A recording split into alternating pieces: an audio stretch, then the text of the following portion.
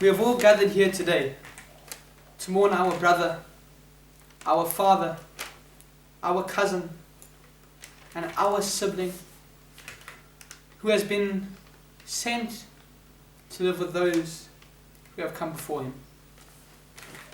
Today we gather here to not only commemorate the life once lived, but commemorate the legacy, the love, the honor, the respect that this member of our community, of our family, and of our life has contributed to us.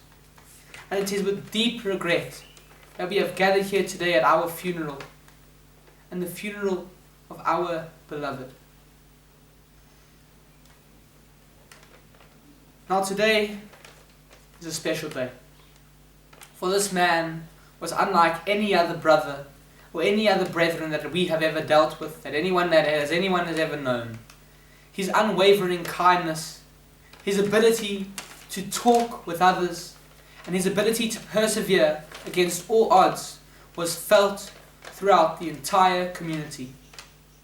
Throughout his life he did much good, he gave much charity, and he gave much time to organizations and people whom he desperately yearned for. Now this particular man that we are talking about needed our help.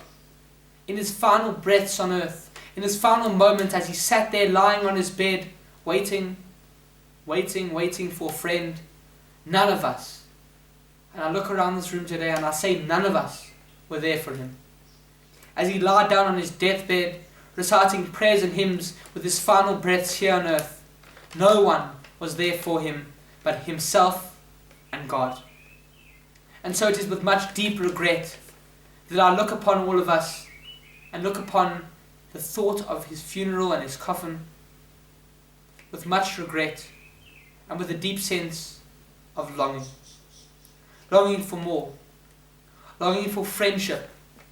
Longing for you and me to have spent more time with him.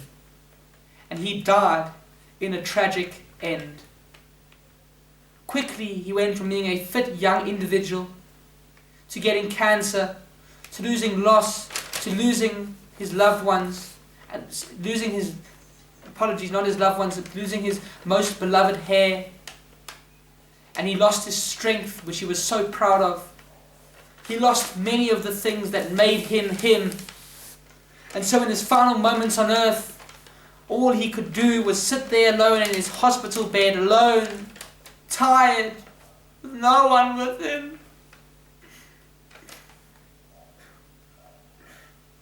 And there was nothing he could do. Nothing he could do. Nothing that he could do. But yet reciting prayers till the very last breath on earth. Reciting prayers till he could no longer walk. Till he could no longer understand or converse with another man. And it was with much regret and a deep sense of longing and sadness that yes, my friends, that was not able to wish him well on his journey.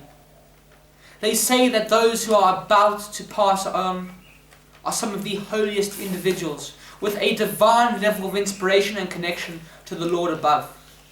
These people, these individuals, thousands, by the hundreds of thousands, daily, all around the world, know suffering like you and I could never know. Like you and I, nor any other man could ever understand. Famously, it may have been Voltaire who remarked that it was not Voltaire, it was Martin Luther King who remarked that believing and suffering are for each man to go through alone. Please do excuse me if I've misquoted. And so, not only do we sit here today with a deep sense of longing, mourning, sadness, and a sense of loss, but I'd rather like to flip the situation and turn something that could be a deep, dark moment into something perhaps a little more light-hearted. They tell a story of a young girl who never had much money, and she grew up as a beggar. Every day she would stand at a street corner, hoping for a few rand, for a few cent, not rand, for a few extra pennies that she could put herself through school. And eventually she managed by the grace of the Lord above to receive enough money from a few of the members in the town, and she managed to put herself through schooling.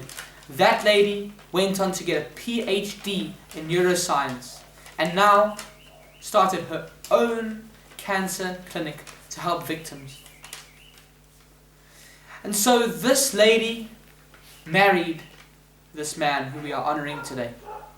This lady carried on his legacy when he no longer could. And this lady, despite the fact that none of us were there, was with him till his last breath here on earth.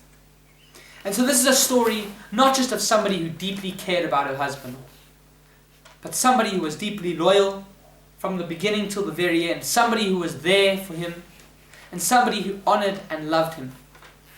And so it is with much regret that we have all gathered here today, knowing that you and I, or you nor I, have done due diligence.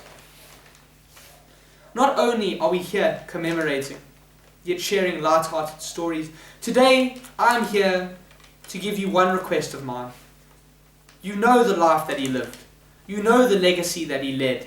You know what he did here on earth. But yet nobody was there to listen. He was a best-writing author, not a best-selling author. He wrote books, novels, and manuscripts in his free time, engaging in the most frivolous of pursuits, some would say. But to others, he was a creative, a master creative. And so we can all learn something from this very man. We can all learn something about perseverance, about dedication, about praising the Lord and having an unwavering faith till the day that we pass away. Please may the Lord permit us to have such strength and faith. From him, we can learn about creativity and creating up stories, writing manuscripts, and entertaining people, as he did in his free time. Not only was he a simple man, in the simplest understanding of it, he was uncomplicated, unfrivolous. He didn't care about social status or social standing, or having people believe that he was the best. He simply lived life in an understated fashion, writing his books, writing his manuscripts, and living life in the most humble of ways. And so today, yes, it may be a sad day where we long for more, where we long and yearn for that final moment to spend time with him.